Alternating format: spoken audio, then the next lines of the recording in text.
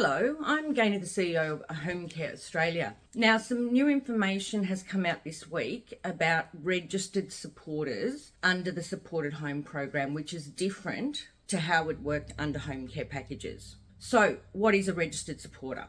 It's a person nominated by an older person to assist them in making and communicating decisions about their aged care under the new Aged Care Act.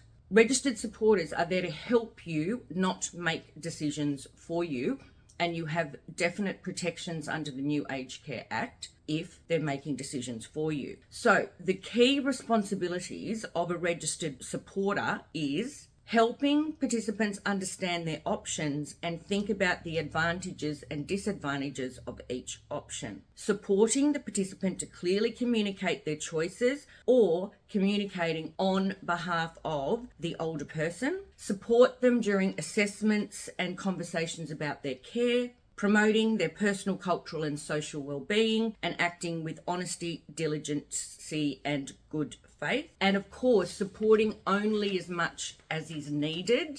So basically, interacting with registered supporters is very, very important. And how you register as a supporter is you need to go onto the My Aged Care website, or you call My Aged Care and ask to be put on. So you have to have the older person with you when you're making this call as a registered supporter. Tips for support workers, and this is a really good 5 tips for care workers in dealing with registered supporters. Make sure that you respect your client's autonomy. Always check with the participant or client directly, and check if you're told something by a registered supporter, check with your client that that information is correct. Of course, work collaboratively with registered supporters. Many of them will want to be involved in the care planning process, and that's part of their role as well. Communicate clearly. Use simple and direct language and wait for the client to respond. Of course, promote well-being. You always need to consider the client's cultural, social and personal preferences. And I've done a whole series on trauma-informed care